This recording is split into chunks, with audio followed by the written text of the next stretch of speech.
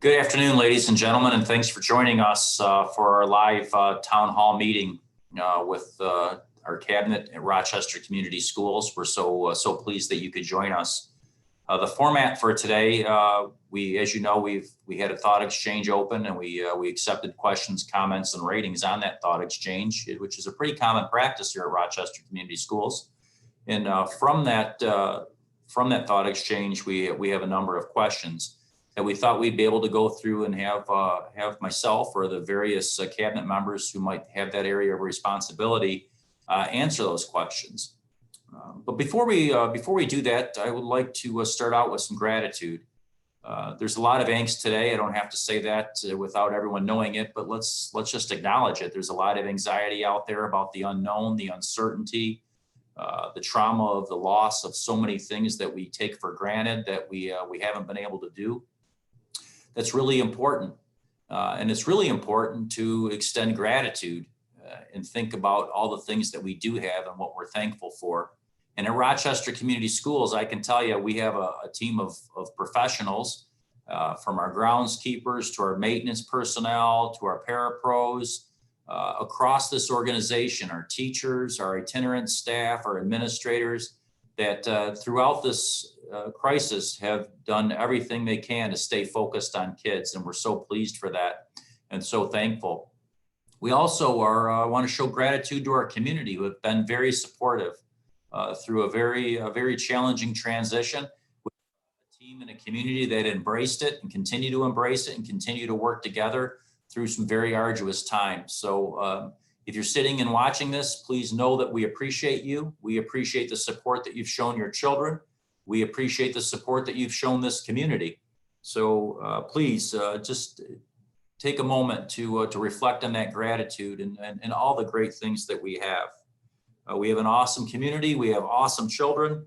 We have an awesome staff, and we have great relationships with our labor leaders, great relationships in our community with our municipal leaders like Mayor Barnett and Blaine Wing over at the city of Rochester, and the OPC and the public library, and so many great relationships. And again, with across individuals in our community. So having said those things, let's just jump right into the questions, if you wouldn't mind. You know what? Yesterday, if you're not aware of it, I met with seniors and their parents and talk about things that pertain to them. We were honored to have Lieutenant Governor Garland Gilchrist, Congresswoman Alyssa Slotkin, Senator McMurrow sent in a video. I know Representative Weber sent his well wishes. He was supposed to be able to join us, but unfortunately was called away to legislative duties. That support is critically important for our students. It's critically important for our community. And what I said to the seniors yesterday is we're the best versions of ourselves when we're supporting each other, when we're showing love to each other. So as we move through this together, it's really, really important for us to know that we're all working together as a community, and that through the uncertainty, we just need to make sure that we're gathering information and making timely decisions in support of kids and maintaining our focus on kids. We often say here at Rochester Community Schools, it is critical to keep the main thing, which is our kids, which is your kids, which is why we exist. So the questions are broken up into categories, and what I thought I would do is move around between the categories and ask questions, and just this will be organic. We'll talk and try to speak to each of these areas, and we'll try to respect your time as well. So the first question that we have is about the 2021 school year, and it says, since the fall for the 2021 school year is uncertain, what models, plans, or options is Rochester Community Schools looking at to prepare for that uncertainty? What can parents expect if the shelter at home continues in the fall? I think what I need you to know most about this is we're working on this constantly and continuously, gathering information, benchmarking other places in the country, collaborating with other places in the country. And we have a rather large task force that includes teachers, parents, union leadership that's working on this almost 24/7. And although we don't have an answer yet because we're waiting for more guidance, and this is important too. It's important for us not to make a decision too hastily as things develop and things change by the hour. It's important for us to focus, control the things that we can, and support our kids. From the beginning of this, our focus has been connections and relationships, social emotional health before content, and it will continue to be that. It's not that content's not important. It's that the learner comes before the learning all the time. So we continue to work on this as a team. I don't have any solid plans for you yet because I don't know what the guidance is going to be in terms of the stay-at-home order. We continue to monitor the literature regarding social distancing in classrooms, and I can tell you that we're looking at a myriad of different possibilities. Everything from bringing school back together as we had experienced before this crisis, up to and including the contingency of online learning in the fall. And I don't want you to run away from this conversation and say, oh, they're going to do online learning in the fall. That's not necessarily what's going to happen. I don't know what's going to happen.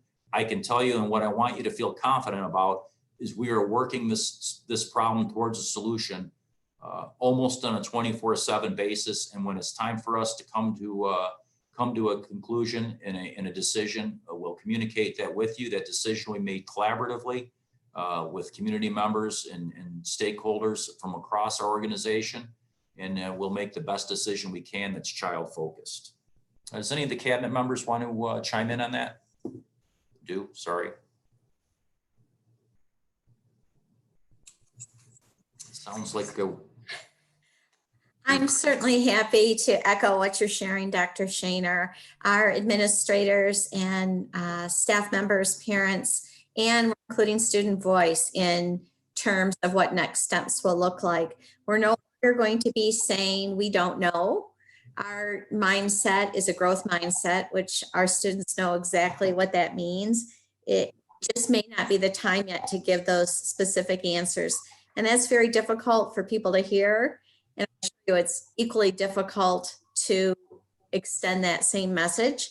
However, we want to be transparent and we want to be really responsible and provide opportunities. I think Alyssa Slotkin said it yesterday that these uncertainties bring opportunities and innovation and creativity. And that's what we're facing right now, and we're embracing it. Thank you. Absolutely. Thank you, Debbie. Another question. What are the standards for online learning? Some teachers meet once per week online as a class. Others give whole lessons online.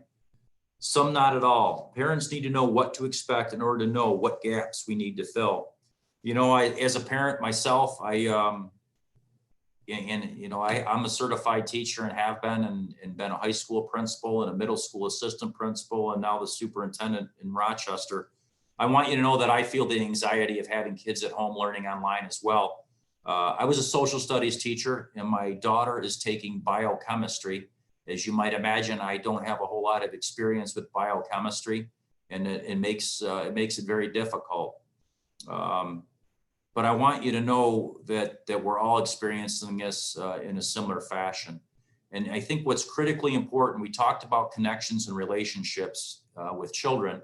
I think that's equally as important for us adults. And what I would ask you to do in terms of this question is if you have a question, if you have a concern of what's going on with your child's online learning, your distance learning, reach out to your principal, reach out to your child's teacher, talk to them. Let them know that you're struggling. Let them know that maybe you would expect a little bit different type of content if it's possible. And also give them the grace in the understanding that, you know, we foisted this upon our staff very, very quickly. I'm very, very proud of our team. I'm very proud that we were able to work together as a team and pivot quickly and miss almost no time in terms of maintaining those connections, relationships, and content delivery with our kids. But it's not perfect, and it's not going to be perfect. And our staff members are also dealing with their own children in their home as they work, like we are, many of us. And I would really urge you to reach out to your child's teacher, your principal, and let them know that you've got questions.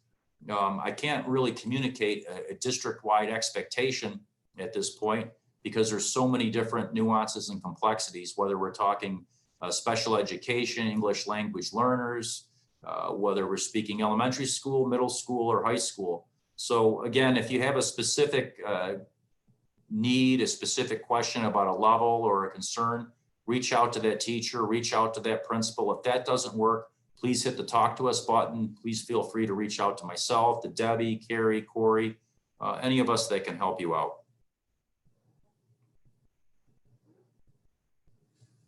And I would just add to that, Dr. Shaner, that, you know, this is a new environment that we're living into. There's feedback loops available at all levels, pre-K through 26, to make sure that we are hitting what we feel we need to be hitting, and we're always ready to adjust and adapt, and those conversations are continuous and collaborative. Thank you. Sorry, I'm trying to manage all the information I have in front of me. So here's another question. How has COVID-19 impacted the Rochester Community Schools budget? Ladies and gentlemen, I'm here to tell you that it's going to impact our budget significantly. And we're working, again, around the clock to see what that impact is going to be, how to minimize that impact in the classroom, and build the relationships and work our relationships around the state to make sure that we get as much support as we possibly can.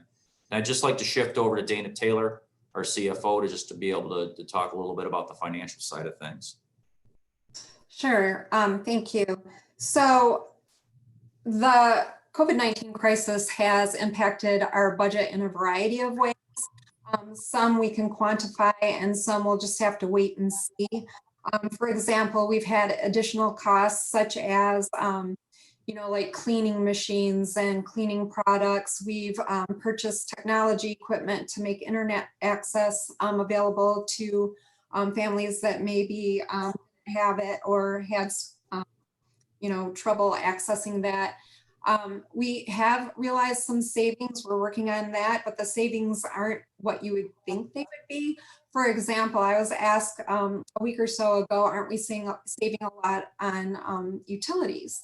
Well, we are going to save some, I think, but we still have people in school buildings, right? We have maintenance staff taking care of our critical maintenance needs. We have custodians still working to clean and sanitize those buildings. We have food distribution sites at many of our schools where food preparation is going on. So that is an area that we're trying to maximize the savings wherever we can, but we know that our costs are gonna be more than whatever it is we can save. So I would just assure everyone that we're looking at it every day. We scrutinize every account line item, and we will make our projections and our budgeting as close to actual as we can. That will help us in planning for the future. Thank you, Dana. And again, we'll stay child focused on that, ladies and gentlemen. But I think we can expect that that the state budget is going to take a significant hit as we work through this, and that we're going to have to really band together. I also want you to just think about the fund balance that the districts carried and the stewardship that the Board of Education has displayed as we move forward. About 6 years ago, the school district was under 10% fund balance and was borrowing money to make payroll. The school district is now somewhere in the neighborhood of a 20% fund balance. And that is going to enable us to continue to operate in uncertain times on a limited basis. I mean, it's not going to last forever, but we hope we can weather the storm better than most. I also want you to know that we're looking at numerous possibilities. We're planning and thinking about this around the clock. So if you take anything away from this town hall, know that the people on this call and literally dozens of other leaders and experts are working this problem around the clock to deliver world-class services to your children, regardless of the contingency. Let's move on to another question, shall we? This looks like it's a school year question. Michigan State and Wayne State University said they expect to be online still in the fall. Is there consideration for RCS to start the 2021 school year with online classes? The simple answer to that is yes. The more complicated answer to it is I don't know yet. We are working on a number of contingencies depending on guidance and depending on the virus curve at the time, the infection curve. We are continuously looking at literature and following that. And again, we have a task force. We actually call it the COVID-19 task force. We put that together late February, early March, and they have been a critical component to our planning and keeping our planning child focused. Anyone else want to chime in on that one?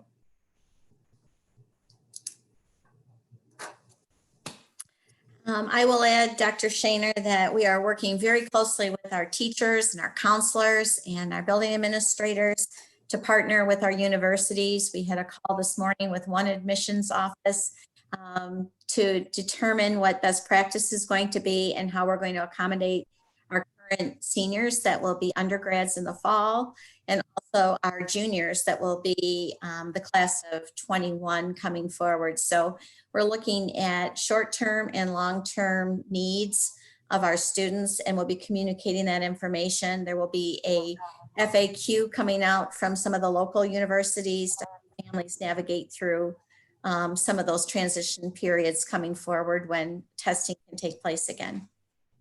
If you have further questions about this, please feel free to hit up your building principal, your child's counselor, a trusted teacher if you'd like. The communication on this is critical, and it's important again that you understand these things are being monitored by a team. Our high school counselors are playing an integral part of this. Thank you, Debbie.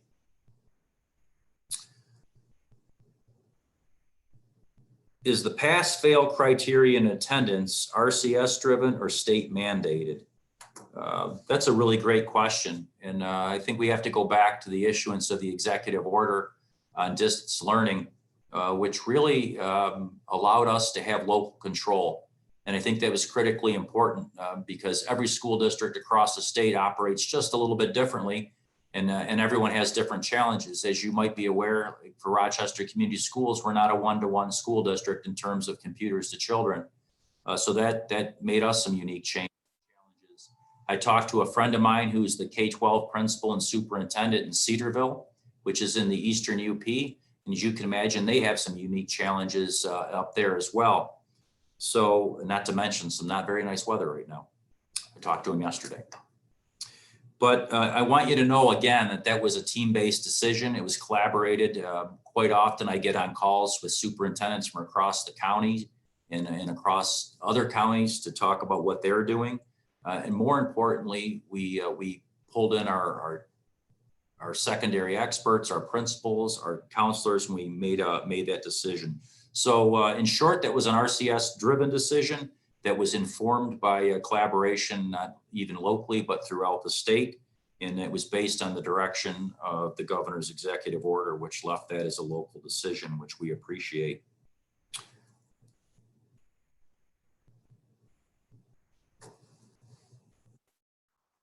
Here's another question. What will social distancing measures look like in schools if they are needed? Are smaller class size and staggered days being considered as options at all grade levels? The simple answer to that is yes, but it's so much more complicated than that. And every one of these potential solutions, every one of these potential contingencies brings its own set of complexities. So again, I want you to know that there's an entire team of people that are looking at these contingencies, trying to figure out what the best course forward is, based on the information at the time. And again, we don't want to make a decision before it's time to make a decision because it's a fluid situation and we don't know what the conditions will be at that time. What we want to focus on right now is finishing the school year as strong as we possibly can, putting our kids in a position to be able to re-enter effectively in a way that protects their social and emotional health and provides an opportunity to grow. And what a key role for us here as adults is to set a great example. I think we're setting a great example of collaboration. We're setting a great example protecting those connections and relationships and supporting each other. And we'll continue to do that moving forward. Debbie, you're part of the task force, as is the rest of the folks on this town hall. Would you just speak a little bit to the complexity of that task force and how many folks are on it? Sure. Well, the initial task force has met twice and it has a third meeting coming up. There are approximately 75 members in our organization who are adding to some subcommittee work that we've brought forward. We are having an initial meeting to expand that to include a diverse group of teachers, of our social workers, our counselors, our parents, our students, to navigate through some of these complex situations. We have 17 subcommittees for our immediate subcommittees, timely, as Dr. Shaner said, for us to finish the year strong, including our senior action steps for making it very special. We're also looking at each of our levels, our 5th to 6th graders, our 8th to 9th graders. We're looking at a multitude of opportunities, and we're coming up with different plans in the event that the orders change and we can come back together sooner, or in the event if we need to look at some more virtual options. And that's where I really appreciate the community's patience to not push us to just say make a decision, because we don't want to cancel something when we have opportunities to maybe refine and adjust what that looks like. So the COVID task force will continue to expand. We will be deliberating. We're studying best practice. We're also benchmarking across the country, across the world, in terms of what school districts are creatively, innovatively doing. Also in partnership with our local universities, they've been very, very insightful to the direction that they're facing. And as I said this morning, in 7 short weeks, the advocacy for every child aligns beautifully what we are exhibiting in this district to try to serve every one of our children and keep our students and our staff and our community safe. Thanks, Debbie. Appreciate that.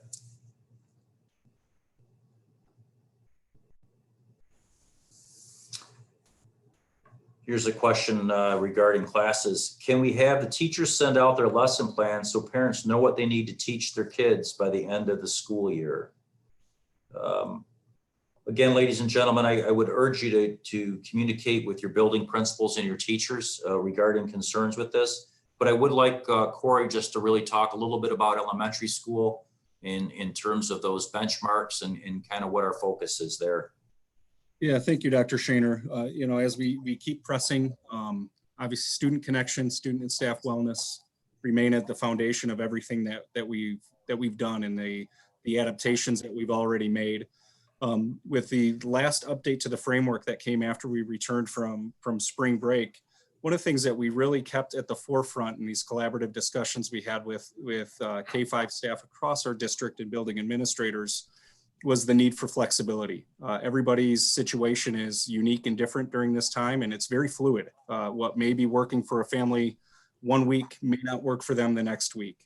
And we also want to make sure that we're putting our staff in a position to communicate with families in their classroom what's appropriate for those students at that time.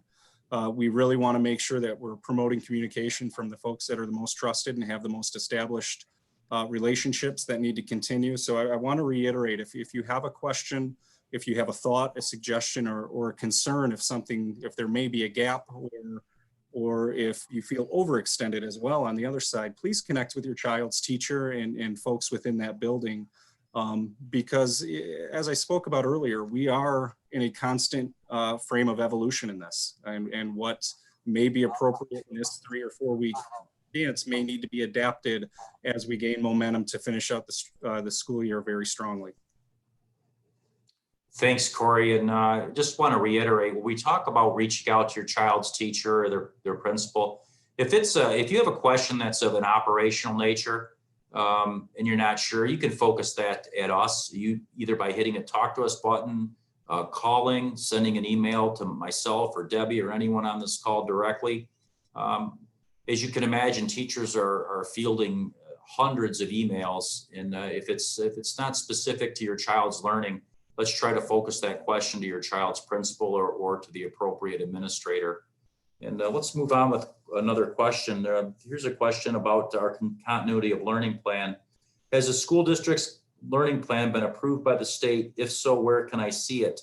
The governor's executive order was pretty clear that the Michigan Department of Education was not in a position of approving continuity of learning plans. Rochester Community Schools was the first school district in Oakland County to submit a plan. We didn't do that because we were being competitive. We wouldn't do that to be the first. We did that because we felt like we had done a good job with distance learning. We were moving down that road pretty consistently already, and we thought we were in a situation where we could allow for collaboration with other school districts and provide them with assistance.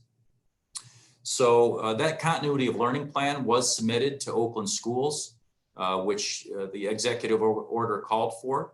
That plan was also sent to the Michigan Department of Education, and the plan is available on our website.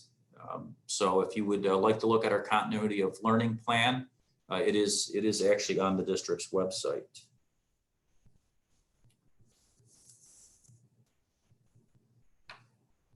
Here's the question. How can we be sure that students will be ready for the next grade next year? How are you ensuring the achievement gap doesn't widen in kids who don't have support at home to implement remote learning? I'm going to let Debbie and Corey speak to this, but I just really want to show gratitude and appreciation for the hard work that our teachers are engaged in to ensure connection with our kids. I was just on a call with the principal before I got on this town hall about a social and emotional need of a child. And the way we were able to become aware of that was because of that teacher reaching out to that student who had not done some of their work, who they had not heard from in a day or two, and was concerned. And it's that love, it's that connection that was so critical to making sure that child was intervened with appropriately and received the appropriate support. I can't guarantee anything in this fluid situation, ladies and gentlemen. I can only guarantee our efforts. I can only guarantee the example that we're setting for children. I can only guarantee that I pledge to you that we'll work closely with you and as hard as we can to do the very best we can by kids in a very fluid, challenging situation.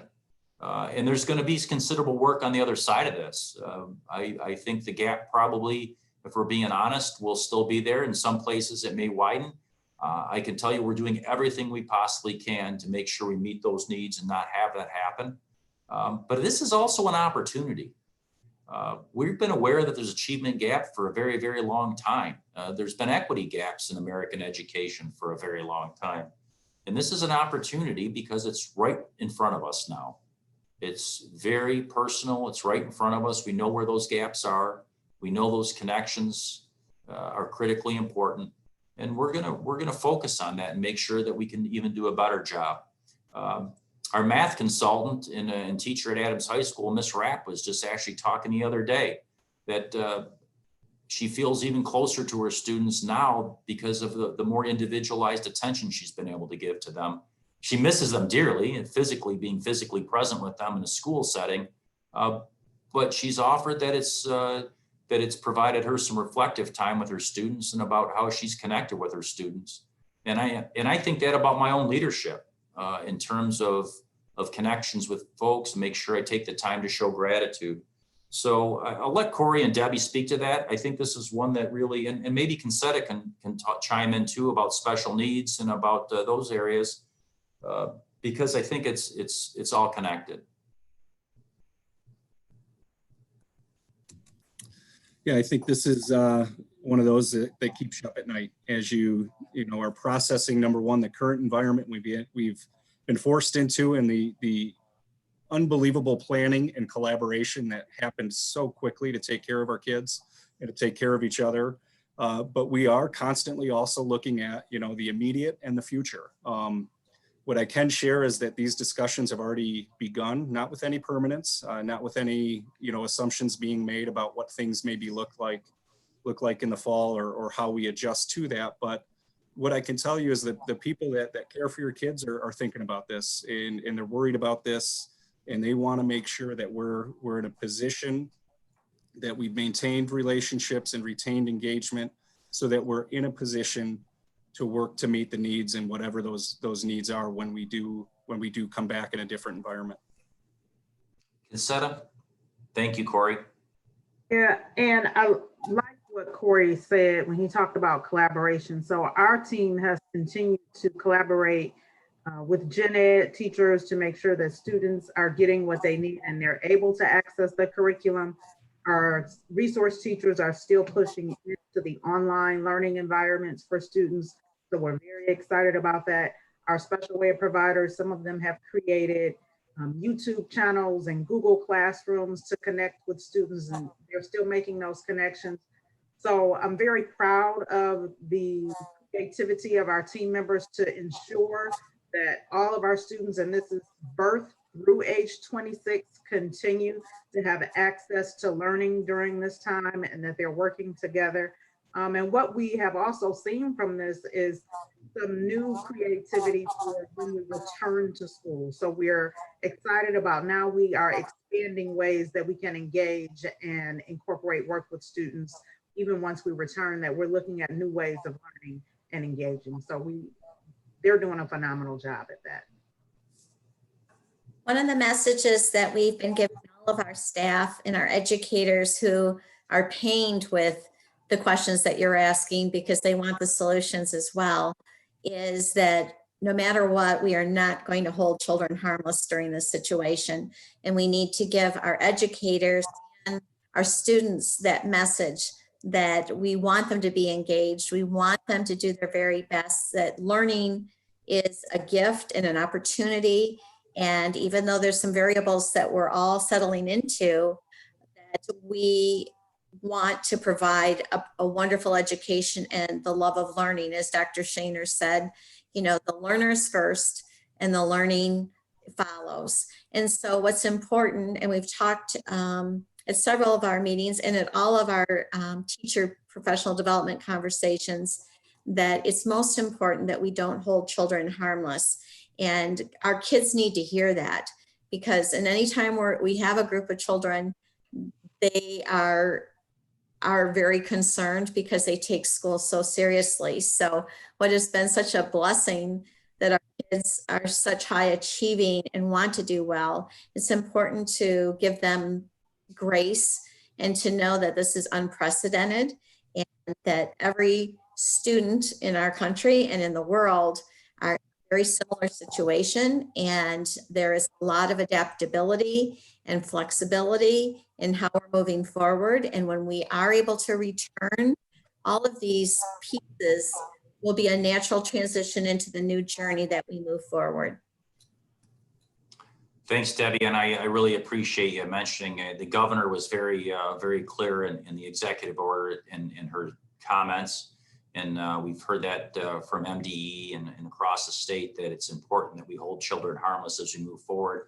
And I think from a social emotional standpoint, we have to acknowledge that kids are experiencing loss. I know my own children have talked about how they miss school. It pained them to actually admit it, because I have teenagers and middle schoolers, but they actually did come out and say they miss school, they miss their teachers, they miss their friends.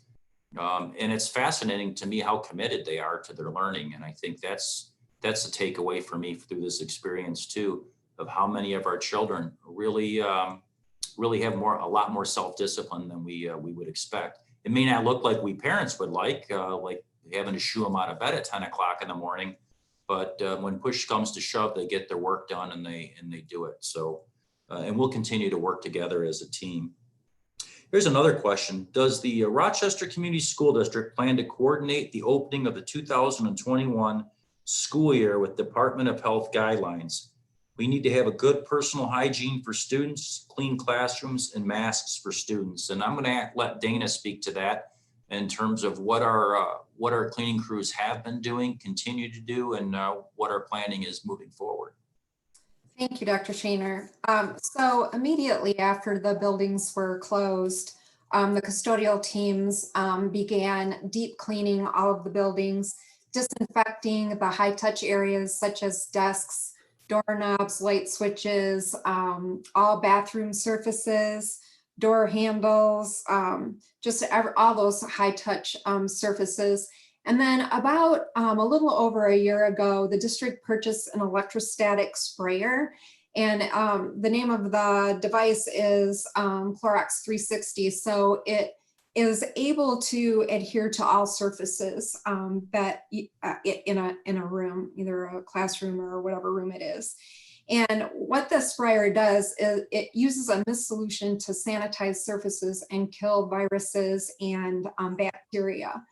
About, I guess, 3 months ago now, the district ordered enough of those electrostatic sprayers and misters to have at least one machine in each building.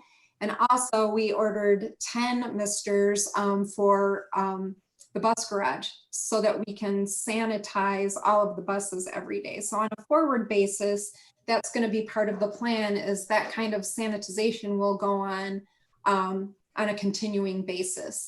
We haven't received those machines yet. They're on back order, as you can imagine. But I think we were probably one of the first to get our order in because, like I said, it was a couple of months ago. So we are doing extra things, but our process ordinarily would be to do a deep clean, especially during the summer, sanitize all the high touch surfaces. That will continue. It's just going to be stepped up a bit. Yeah, when you mentioned that, Dana, it just makes me think. I'm sure no other businesses are no different. The additional complexities that the crisis has placed on us, almost exponential, I would say. Things in terms of just the complexity of sanitation, in terms of school buses, classrooms, athletic fields, athletic facilities. It's something that we're working on around the clock, and Dana's been really ahead of the curve with her team. You mentioned that we put orders in for these machines early on to plan for this contingency. Thanks, Dana. If I can add too, in terms of one of the COVID subcommittees, our school nurse leading that for our medically fragile students as well. That's a big priority in terms of preserving environments that are safe for all students.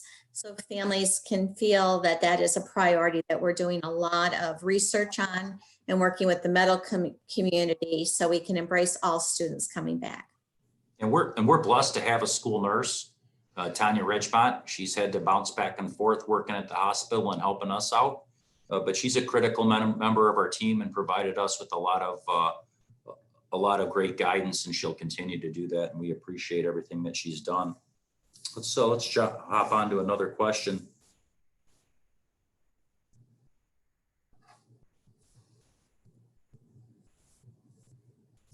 Will MSTEP iReady be made up so parents can understand where our children are at testing wise? Corey, maybe you can speak to iReady and MSTEP and kind of what our thoughts are regarding that. Yeah, absolutely. So, in terms of any direction we receive on MSTEP, that would be through the Michigan Department of Education. That couldn't be a locally made decision where we determine as a district it would be helpful information. So, we place it on our calendar and make it available to our students. MSTEP would be a state-made mandated decision. I have not heard anything at this point in terms of changing that calendar. As far as I'm understanding right now, it would remain in the spring at this point, but this is a very fluid situation. So if that were to change, we would adapt and adjust accordingly. With regards to iReady, there is a slight legislative component to that. Part of the reason we use iReady as a diagnostics, it came across in our third grade reading law when that was enacted. And so there are some time frame components to that and how we utilize that information that are connected to the legislation. As a system, these are discussions we're having right now currently on how to best deploy and gain some better insights as to where our learners may be when we do return and how to best attack that. So you wouldn't necessarily see changes in our approach of figuring out what a student needs working with a team and individually to determine the best path to meet those needs, and then creating a plan to execute to help the student succeed and grow. So there wouldn't be changes to that. What we may need to look at and what conversations we may need to have is, what are our timelines and how are we utilizing that information? Is it tweaked? Is it adapted? And what discussions are we having around that? Thanks, Corey. I appreciate that. Let's move on to another question, shall we, in the interest of time. Will there be a best practices study of our distance learning versus other districts? Models determine how things will look if this happens again next school year. And there's another question that's kind of part and parcel of this. And it basically asks, what are we doing in terms of continuous improvement with our distance learning? And I think it's important for the public to know that we are looking at this on a continuous basis. We're having reevaluation meetings every 2 weeks to improve our system. And as we move forward, we'll continue to look for best practice, collaborate with other school districts where it's appropriate, and continue to make those changes. I can tell you this, and I'm proud to tell you this, that Rochester Community Schools has been a leader in this area. Sometimes it may not feel like that when you're at home frustrated with learning 5th grade math or biochemistry in my situation. But I can tell you that we are really ahead of the curve. And I think the important part of this is to give ourselves a little bit of a break as well. The entire system, when I say the entire system, I mean statewide, is taxed. I don't think it'll ever look the same again. My hope is it'll be even better because of the challenges we've been through. But again, the important thing for people watching this to need to know is that this is being looked at on a team approach, and that includes teachers, it includes parents, it includes administrators, it includes school districts that look like us and other places in this country.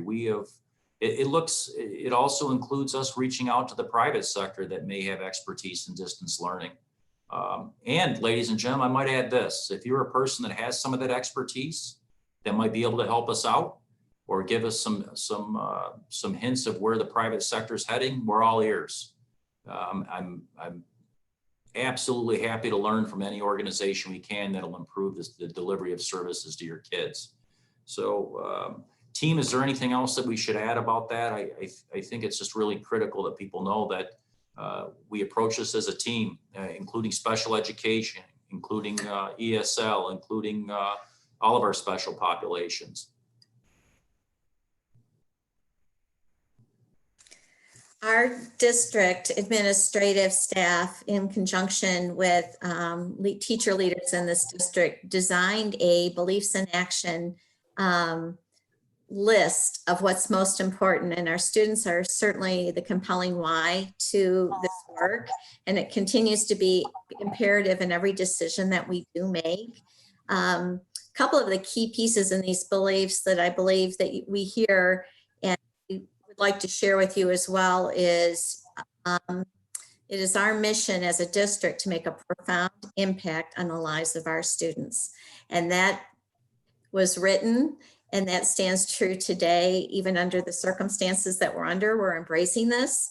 We're going to use this as an opportunity for that growth mindset that we encourage students to practice and to develop all of our resilience moving forward, because that is really the type of learner we want to send beyond Rochester schools.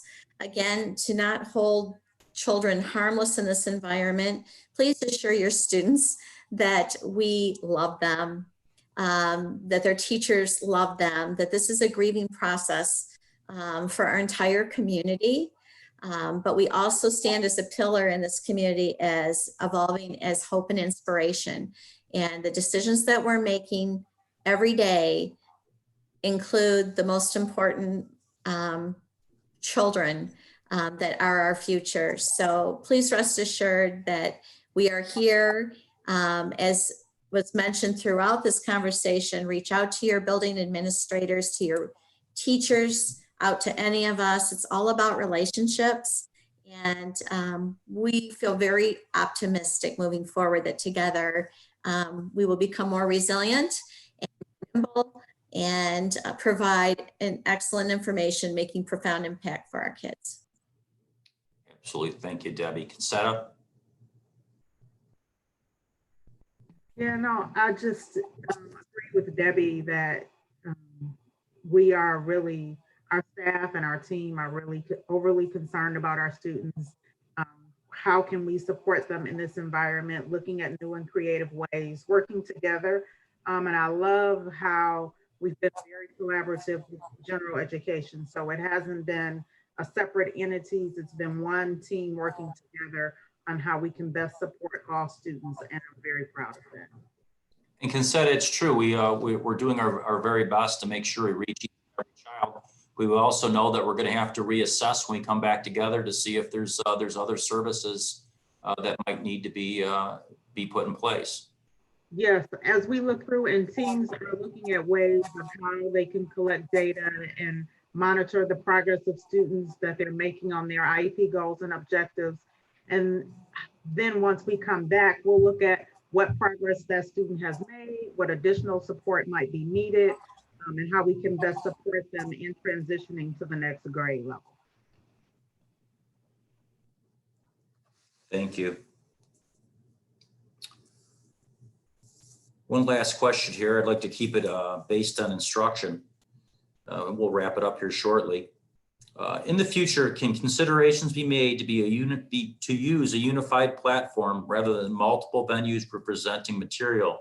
Trying to monitor Edmodo, Google Classroom, Schoology, Moodle, and Seesaw based on the instructor can be difficult to manage. Can we streamline everything? And I'll let Debbie and Corey talk about that. That is something that we have been talking about. And if we're in the circumstance where we need to continue in a distance learning environment, I think it's something that would be moving. But please, Corey, go ahead. Yeah, absolutely. And a really timely question. This is something that has been kind of at the heart of a lot of discussions that the task force and curriculum departments and just even building to building have been having, as well as we start to, for lack of a better term, do some visioning on and create some contingency plans. And it also ties very well to that thought of best practice and benchmarking. You know, everybody's in the same boat. Every district is unique in how they're approaching this. You know, it's not uncommon for us to reach out to partners, to reach beyond our state lines, even to see what is working well, what have other folks learned in this process. And one of the things that I think is something that we'll have to be aware of, depending on where this timeline goes, is making sure that we're efficiently utilizing everybody's time and resources. And one of the ways that potentially could do that would be to streamline the platforms that are available. I do want to note that, you know, one of the reasons that we didn't make that choice early was when we were dealing with a condensed timeline, plus just the reality of the situation we were in and the angst and worry that it was causing all of us. I don't think anybody was immune to that. We felt it was important to make sure that teachers were accessing and utilizing platforms that they already had been, not just for their comfort level, but also for the comfort level of the kids in that class. You know, if they were used to using Seesaw with their kindergarten teacher, we felt it was appropriate for that to continue, just so we weren't throwing another layer onto families, onto staff at that time. Now there's a backside to that, because if you have kids in multiple levels of our system, you may be exposed to trying to coordinate and manage, you know, 4, 5, 6 different platforms. And we certainly recognize that. Again, very timely question, and it's something that's at the heart of a lot of our discussions right now.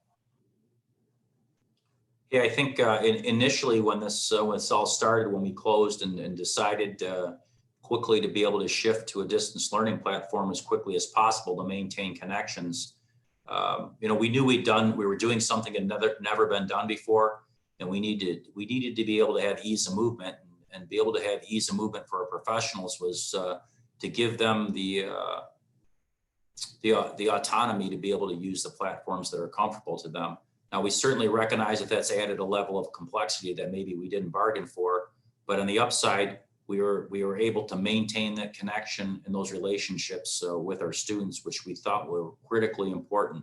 If you're not aware of it, and I'm sure you are, but if you're not, we have been working very diligently with an organization called the Center for Trauma Resilient Communities. We've been doing this for over a year now. And it has changed our focus on how we approach kids, how we think about kids, and really thinking about putting that learner before the learning, maintaining and creating that connection and that relationship before we deliver content. And that is really our philosophical basis, K-26, pre-K 26, of how we approach this work. We feel strongly that will provide for the best resilience for our children. And when they're resilient, they can learn. When they feel secure and they feel safe, they can learn, and they can learn at high levels. So I just want to make sure that you understand philosophically where we're coming from as an organization, and understand this is an iterative process. There's no one answer to this that's never been done before. The good news is the constraints of the situation have bred creativity and raised people's leadership to a point where they were doing amazing work for kids each and every day. But the amount of creativity, and I can't wait for you to see what comes out next week in terms of that, but Debbie says I can't say. That is true. But ladies and gentlemen, there's a lot of difficult things that are part of this situation, but I am so proud of this entire organization, this entire community, and to be a part of it, and to have the opportunity to be in a position of leadership in it, where the focus is really doing the very, very best we can for each and every child. I can't tell you the gratitude that I have for that. And next week is staff appreciation. So if you feel like appreciating your teachers and your staff members, that would be wonderful. I know they love to hear from you, and I know they love your kids. I think that's about all we have time for, ladies and gentlemen. I want to be respectful of your time. Is there anyone else on the panel that has any parting words or anything that maybe we didn't cover? Dr. Shaner, one thing I would like to add, this has been a parent question, and so I just want to make sure that we clarify for them. And following this session, I've asked our communications to resend the curriculum document that was sent last week about grades for secondary, along with the exam for credit. That clarifying information will be resent following this webinar. I would just like to speak to the exam for credit question. And we have expanded that registration period to June 1st. We're anticipating at this time that when we can collectively start to do some assessments in August, tentatively, we would be sending an email to the RCS Gmail account of your student to give them ample information and timelines of what that would look like. I don't want to finish just with an academic testing question, but I think it's very important, and we want to make sure that parents have the information to talk through with your kids so that you feel you have accurate information as to what we're moving forward with.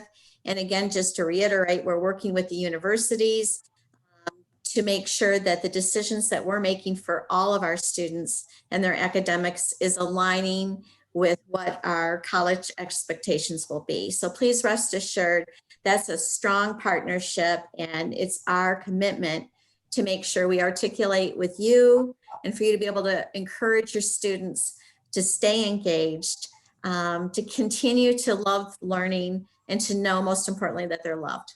Thank you. Thank you, Debbie. Anyone else?